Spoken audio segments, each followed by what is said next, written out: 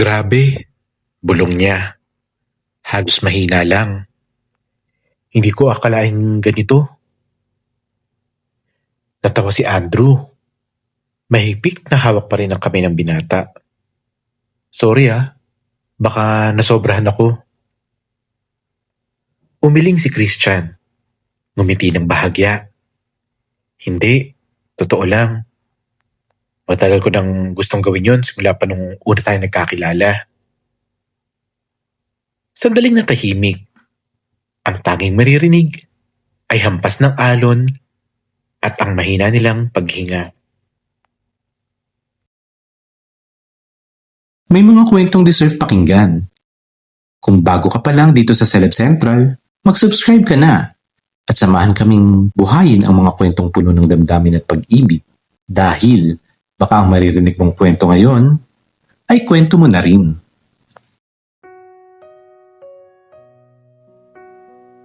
Mainit ang sikat ng araw sa tabing dagat ng isang maliit na bayan sa Visayas.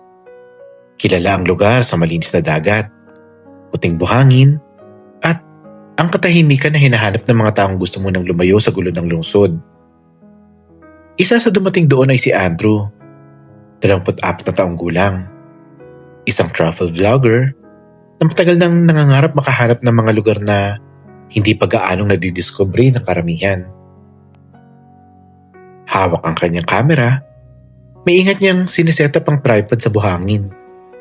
Sa bawat anggulo, sa bawat kuha, ramdam ang kaseryosohan niya sa ginagawa. Sa harap ng kamera, palangiti at puno ng sigla si Andrew. Pero sa totoong buhay, tahimik at medyo mahilap tong makihalubilo. Samantala, sa kabilang bahagi ng resort ay naroon si Christian, 22 taong gulang, isang nurse trainee mula sa Cebu. Bagong tapos sa mahabang duty sa ospital. Pinilit siyang magbakasyon ng mga kaibigan dahil halos malunod na siya sa pagod at puyat. Ngunit sa huli, mag-isa rin siyang dumating dito. May dala siyang maliit na bag, simpleng damit, at ang hangaring makalimot mula sa stress araw-araw.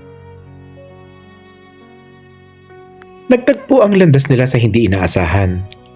Habang naglalakad si Christian sa tabing dagat, dala ang maliit na notebook kung saan niya madalas magsulat ng mga kwento at saloobin. Nadapa siya sa isang bahagyang nakausling ugat ng puno malapit sa buhangin.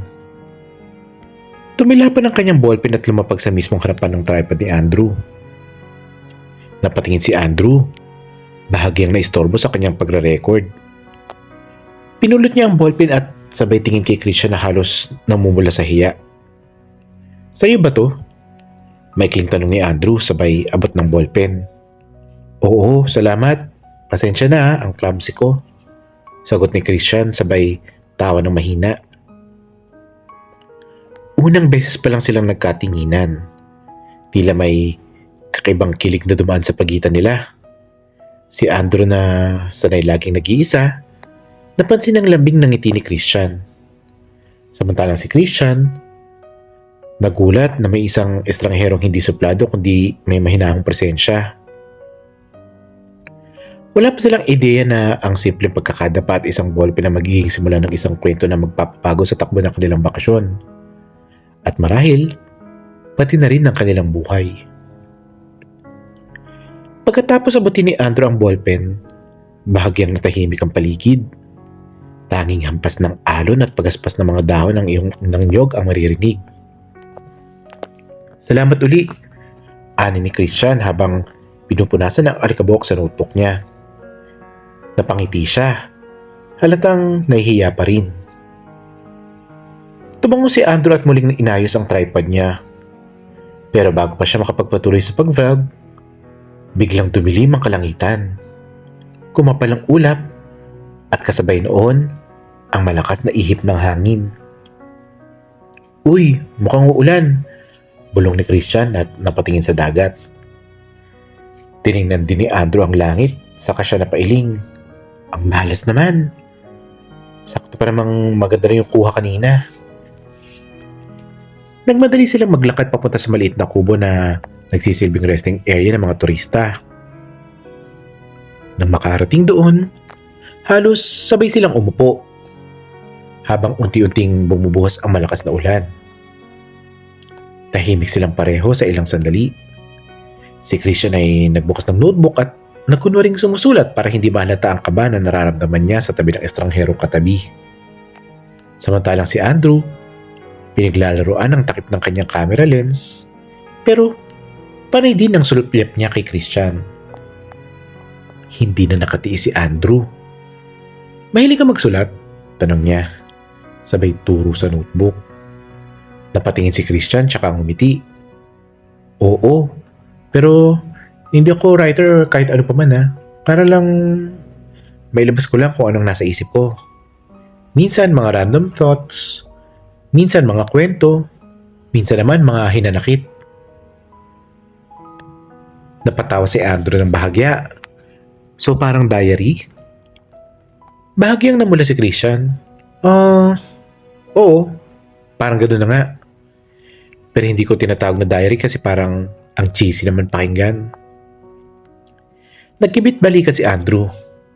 Wala namang masama kung cheesy. Minsan kailangan din natin ng outlet. Ako naman, camera at videos. Hindi rin ako pala salita, kaya mas gusto ko ipakita na lang sa video yung mga nakikita at nararamdaman ko. Napatingin si Christian sa kanya, parang may paghanga. "So, vlogger ka pala? Ang galing. Ako kasi madalas ko lang pangarap makapunta sa mga magagandang lugar. Pero hanggang sulat lang muna ako." Napakamot si Andrew sa batok at medyo nahiya. Hindi naman ako sikat o kung ano pa man. Maliit lang yung channel ko, pero ewan ko. Masaya kasi ako kapag may nanonood at nagsasabi na kahit papaano, nakakatulong sa kanila yung videos ko para makalimot sa problema. Napahinto si Christian at tahimik sandali bago ito nagsimula muli. "Alam mo, ang swerte nila. Kasi may mga taong kagaya mo na handang magbahagi ng magandang bagay sa mundo. Minsan kasi, sobrang na yung bigat ng paligid. Nakakagaan isipin na may ibang tao na willing ipakita na may maganda pa rin natitira." Hindi inaasahan ni Andrew ang sagot na yon. Medyo kinabahan siya. Pero may kakaibang init sa dibdib niya. "Salamat. Hindi ko akalain na may nakakaintindi ng ganun." Nagpatuloy ang usapan nila. Mula sa simpleng mga paboritong pagkain hanggang sa mga lugar na gusto pa nilang puntahan. Napatawa sila sa mga kwento ng kabobohan ng high school at seryosong napatingin sa ulan habang pinag-uusapan ng mga pangarap nila. Lumipas ang halos 1 oras, pero parang saglit lang para sa kanilang dalawa. Hindi lang na namalayang humupa na ang ulan. Ngunit bago pa man sila tumayo, isang malakas na hangin ang umihip at sabay silang napatingin sa langit. "Oo," ani ni Andrew. "Mukhang hindi pa tapos to ah. Baka bumagyo talaga." At kinabahan si Christian. "Paano yan? Edi stranded tayo dito?" Napangiti si Andrew at bahagyang nakatingin kay Christian. "Siguro. Hindi na rin masama." Nagtagpo ang mga mata nila. At sa unang pagkakataon, pareho nilang naramdaman na may kakaiba sa simpleng pagkadaupang palad nila. Mag-aalisin ko na ng hapon. Humina na ang ulan at tila unti-unti nang lumiliwanag ang kalangitan. Ngunit hindi pa rin bumabangon sila Andrew at Christian mula sa maliit na kubo. Parang pareho silang nag-aalangan na tumigil sa pag-uusap. "Alam mo, nakakatawa ka palang kausap," biglang sabi ni Andrew habang nakatingin sa sahig ng kubo. Pinaglalaroan ng buhangin gamit ang tsinelas niya. Napangiti si Christian. "Bakit? Akala mo siguro boring ako, no?" Umiling si Andrew sabay ngisi. "Hindi naman. Pero kasi kanina parang ang tahimik mo. Tipong mahirap kang lapitan. Yun palang dami mong naiisip." "Tahimik talaga ako," sagot ni Christian, sabay tingin sa malayo. "Masanay akong makinig. Tsaka, madalas kasi, hindi naman lahat interesado sa iniisip ko. Sandali silang natahimik. Si Andrew ay napang tingin kay Christian. Tsaka itong ngumiti na may konting lambing. Uy, interesado ako. Sa totoo lang, ang dami kong natututunan sa'yo sa isang oras lang na kwentuhan. Para kang libro na hindi nakakasawang basahin. Napatingin si Christian, halatang nahihiya. Pero hindi maitago ang bahagyang pamumula sa pisngi niya. Ilang sandali pa'y, si Christian naman ang nagtanong. Andrew, curious lang ako. Lagi kang nakangiti, laging palabiro. Pero, totoo ba lahat yun? Nabigla si Andrew. Hindi niya agad ito nasagot at tumawa siya na mahina. Anong ibig mo sabihin? Ewan ko, sagot ni Christian. Parang may mga ngiti ka kasing hindi umaabot sa mata. Alam mo yun, yung parang nakangiti ka nga pero may tinatago. Tumigil si Andrew. Napatingin sa dagat na unti-unti nang kumakalma. Kinagat niya ang labi niya bago siya sumagot. Siguro, sanay na ako na dapat laging okay ka sa harap ng kamera. Kasi yun ang gusto ng tao eh. Positibo, masaya. Pero sa likod ng lente, bahagya siyang napabuntong hininga. Hindi naman laging ganun. Tahimik na nakinig si Christian at nakatingin lang sa kanya. Marami akong gustong sabihin. Pero minsan, mas madali na lang umiti. Kasi baka pag nagsalita ako, hindi rin maintindihan ng iba. Sa pagkakataong iyon ay nakita ni Christian ang ibang side ni Andrew. Hindi lang pala siya isang basta vlogger na mahilig maglakbay at makapagpasaya. Isa rin pala siyang tao na marunong magtago ng bigat na para lang mapagaan ang mundo ng iba. Maingat na nagsalita si Christian at halos pabulong na ito. Hindi mo kailangan laging maging okay. At hindi mo rin kailangan laging ngumiti para lang matuwa ang ibang tao. Minsan, sapat na may isang taong nakikinig lang, kahit hindi na lahat. Dahan-dahang napatingin si Andrew kay Christian. At sa unang pagkakataon, ramdam niya na nauunawaan siya ng isang taong halos kakakilala lang niya. Salamat Christian, mahina niyang sambit. Hindi ko alam kung bakit pero ang gaan ng loob ko sa'yo. Ngumiti si Christian at doon nagsimulang mabuo ang isang kakaibang koneksyon sa pagitan nila. Hindi nila kailangang ipilit. Natural lang itong dumadaloy. Parang ang agos ng dagot na nasa harap nila. Makalipas ang ilang araw ay hindi mawala sa isip ni Andrew ang mga salitang iniwan ni Christian sa kubo. Hindi mo kailangan lagi maging okay. Paulit-ulit itong bumabalik sa isip niya. Lalo na sa mga sandaling pagod na siya sa pag-edit ng vlog o tuwing napipilitan siyang ngumiti para lang maging on-brand. Isang hapon, biglang nagdesisyon si Andrew na bumalik sa baybayin kung saan sila unang nagkakilala. Alam ko nakarelate ka sa mga kwento dito. Baka naman pwedeng magpalamig sa'yo. Oo, ikaw. Sino pa ba eh? Dadalawa lang naman tayo dito. Pa-isang click naman ng subscribe button para una kang makakinig ng mga kwento namin. At syempre, kung nagustuhan mo, palike na rin. Salamat!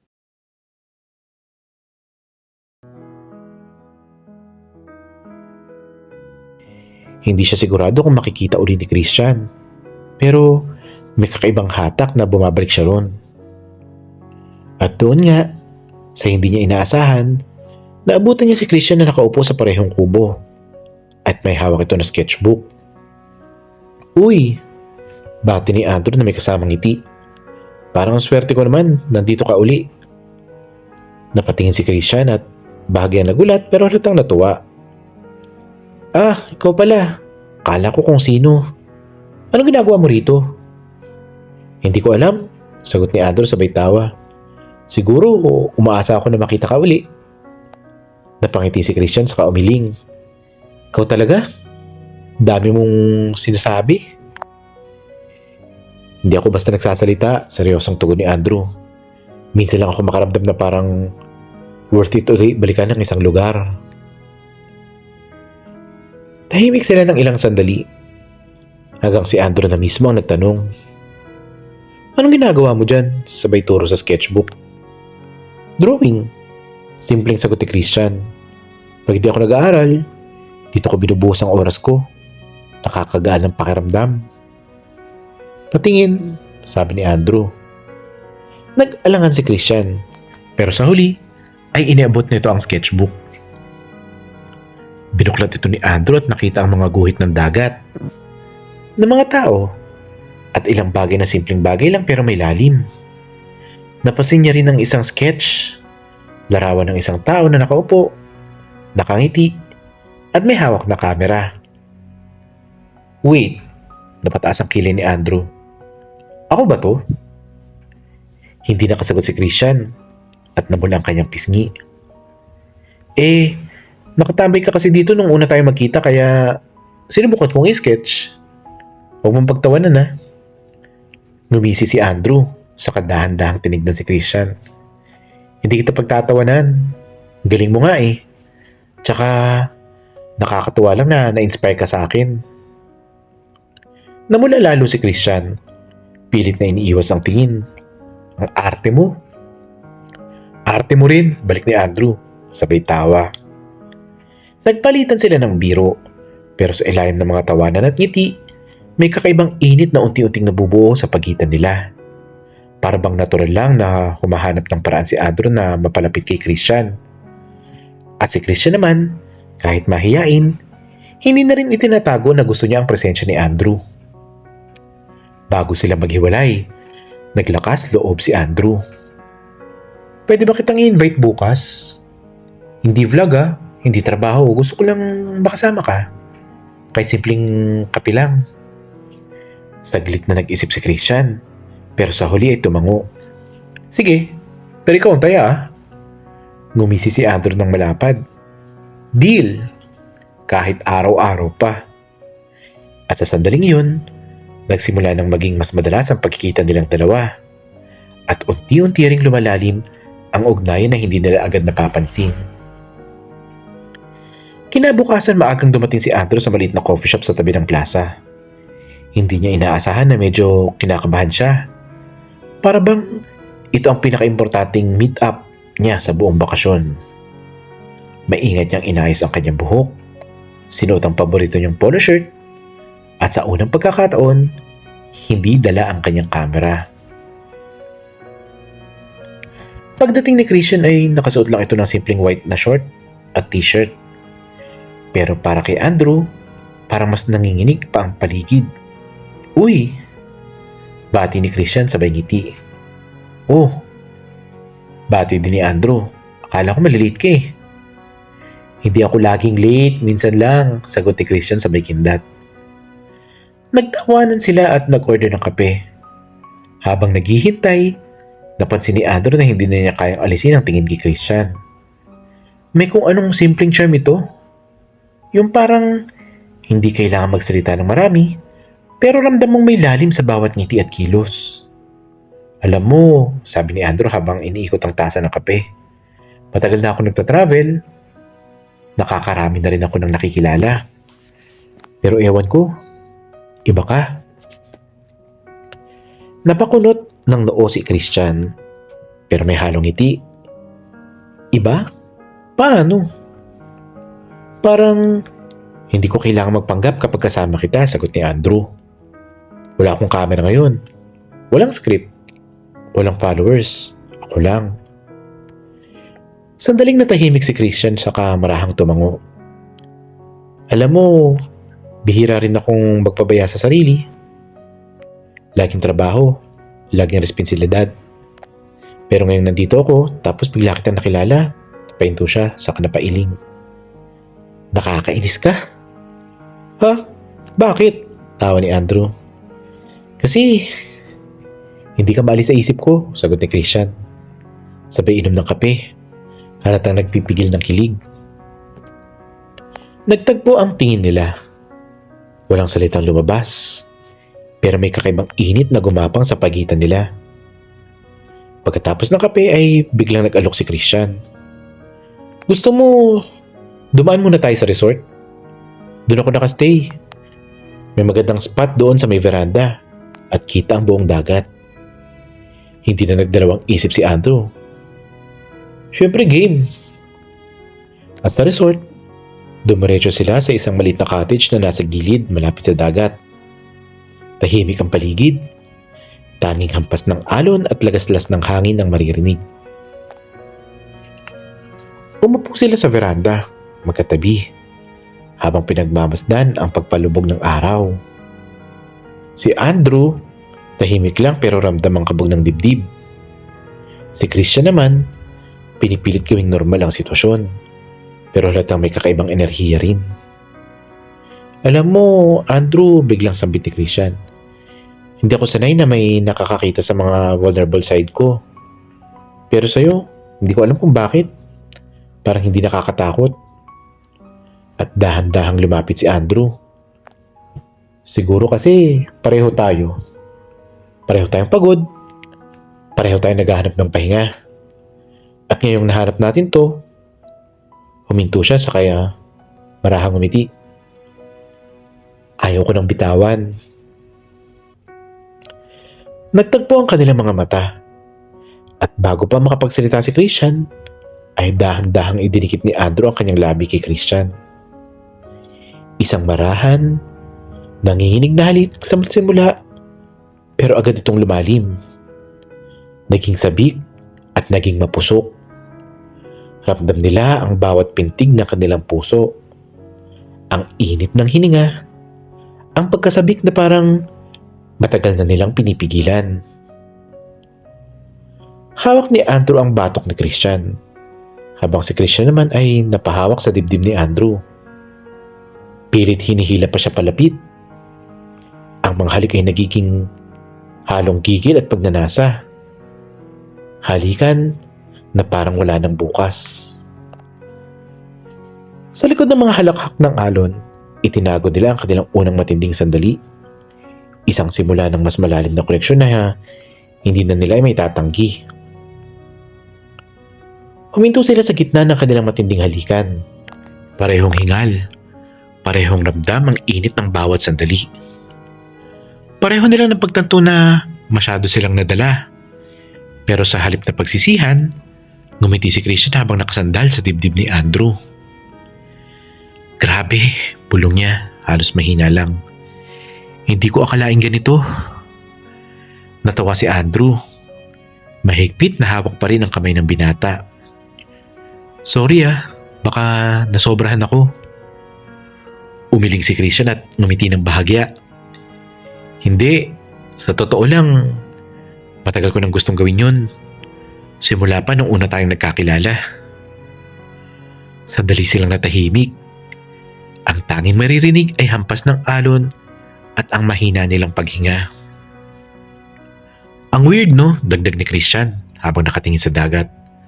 Parang kahapon lang, hindi kita kilala. Pero ngayon, tanong ni Andrew, nakangiting may halong kaba. Ngayon, parang matagal na kitang kakilala. Parang matagal na kitang hinihintay. Napatingin si Andrew kay Christian. Ramdam niya ang bigat at katotohanan ng mga salitang iyon. Ako rin. Hindi ko alam kung paano ipapaliwanag, pero ramdam ko, iba ka. Iba to. Nagkatitigan silang muli, pero hindi na tulad kanina na puno ng sabik. Ngayon, puno ng lambing at katahimikan. Pinatong ni Andrew ang ulo ni Christian sa kanyang balikat. At doon, sila ay nanatili ng ilang minuto. Tahimik na pinagmamasdan ang paglubog ng araw. Christian, basag ni Andrew sa katahimikan. Ayokong isipan na panandalian lang ito. Ayokong bukas, makakalimutan na natin ang lahat ng nangyari. Napangiti si Christian sabay haplos sa kamay ni Andrew. Seryoso ka ba? Sa lahat ng travel vlog ko, sa lahat ng lugar na napuntahan ko, ikaw lang yung ayokong iwanan, sagot ni Andrew. At doon, muling ngumiti si Christian, pero halata ang pag-iwas ng tingin. Para bang may tinatago? Alam mo, Andrew, Hindi ako sanay na may taong pumapasok ng ganito kabilis sa buhay ko. Pero gusto ko. Gustong-gusto kong subukan. Eh di subukan natin. Sagot agad ni Andrew nang walang pag-aalinlangan. Nagkatawanan sila. Pilit tinatakpan ng kaba at kilig sa dibdib. At bago sila tuluyang bumalik sa loob ng resort, ay muling nagtagpo ang kanilang labi. Ngayon, hindi na puno ng sabik, kundi punong-puno ng pangako. Sa mga sumunod na araw, naging parte na ng routine ni Andrew at Christian ang isa't isa. Tuwing umaga, sabay sila nag-aalmusal sa maliit na kainan malapit sa resort. Si Andrew, lagi may hawak na camera. Kinukunan ng candid shot si Christian habang nagkakape. "Huy, tigilan mo nga ako." Tawa ni Christian habang tinatakpan ng muka. "Bakit? Ang gwapo mo kaya rito?" Sagot ni Andrew. Sabay click muli ng camera. "Gwapo ka dyan puro eyebags na nga ako kakatrabaho." "Eyebags mo nga mas photogenic pa rin kaysa sa mga lugar na pinuntahan ko." Napailing si Christian, pero hindi may tago ang kilig. Hindi siya sanay na may humahanga sa kanya kahit ganito ang itsura niya ng ganun kadiretso. Tuwing hapon naman, magkasama silang naglalakad sa tabing dagat. Si Andrew, puno ng kwento tungkol sa mga bansa at kultura na napuntahan niya. At si Christian naman, ikinikwento ang buhay niya bilang taga-isla. Simple lang, pero puno ng hirap at responsibilidad. "Alam mo, minsan nainggit ako sa'yo," sabi ni Christian habang nakaupo sila sa buhangin. "Bakit naman? Ang dami mo nang nakita, ang dami mo nang naranasan. Ako, dito lang. Parang hindi ko nakikita ang mundo." Saglit na natahimik si Andrew. Seryoso ang tingin sa kanya. "Christian, sa totoo lang, ikaw yung mundo ko ngayon." Natawa si Christian sabay palo sa braso ni Andrew. "Ang corny mo." "Hindi ako corny, honest lang." At doon, muling bumigay ang lambing sa pagitan nila. Saglit silang nagyakapan. Pinagmamasdan ng alon na kumakaway sa kanila. Pero sa kabila ng kilig at saya, nagsisimula na ring sumiksik ang kaba sa puso ni Andrew. Habang pinagmamasdan niya si Christian na nakatawa, naiisip niya, hanggang kailan ba to? Paano kung matapos na ang project ko rito at kailangan ko nang umalis? At si Christian naman, kahit pinipilit na wag ipalata, ay ramdam din ng ang takot. Paano kung isang araw mawala na lang siya? Paano kung pansamantala lang lahat ng ito? Ngunit sa halip na pag-usapan, pinili nilang huwag munang harapin ang tanong na yon. Ang mahalaga ay ang pagkakasama nila ngayon. At sa gabing yun ay sa ilalim ng ilang mga butuin, sabay silang naglakad pauwi. Hawak ang kamay ng isa't isa. Parang dalawang taong walang iniintindi kundi ang kasalukuyan. Huling gabi na ni Andrew sa isla bago siya bumalik pa Maynila. Kinabukasan ay lilipad na siya pabalik ng abroad para ipagpatuloy ang kanyang trabaho.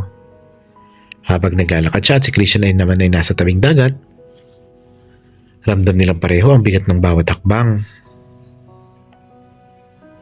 Tahimik sila sa una. Ang ingay lang ng alon at hampas ng hangin ang nagsisilbing tunog ng gabing yun. "Bukas na ako aalis," mahinang sabi ni Andrew. "Alam ko," sagot ni Christian. Pilit pinipigil ang bigat sa boses niya. "Pero at least nakilala kita."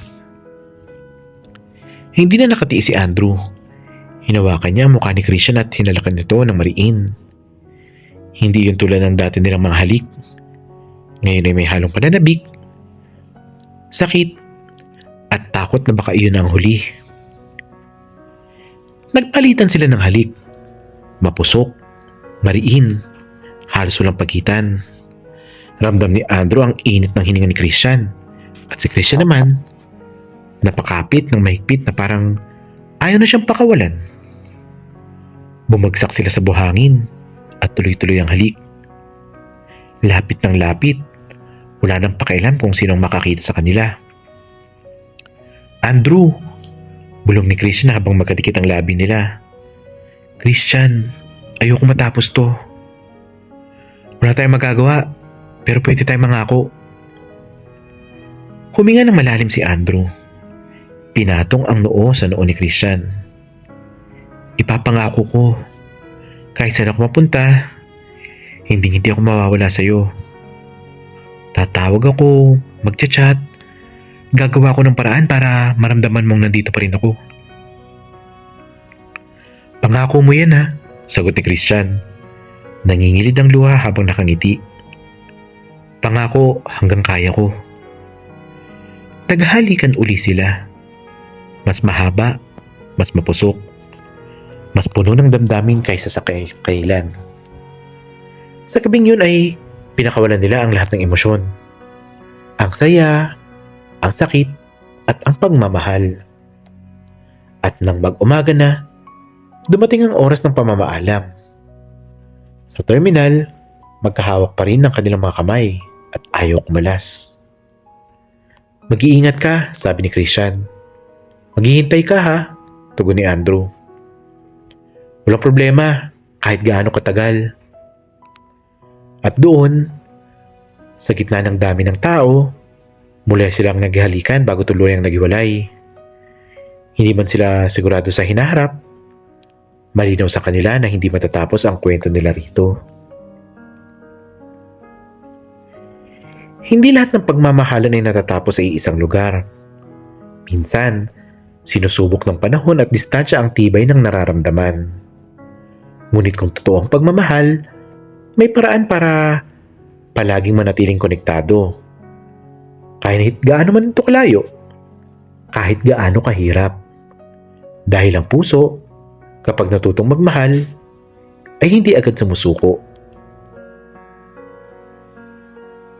May mga kwentong deserve pakinggan. Kung bago ka pa lang dito sa Celeb Central, mag-subscribe ka na at samahan kaming buhayin ang mga kwentong puno ng damdamin at pag-ibig dahil baka ang maririnig mong kwento ngayon ay kwento mo na rin.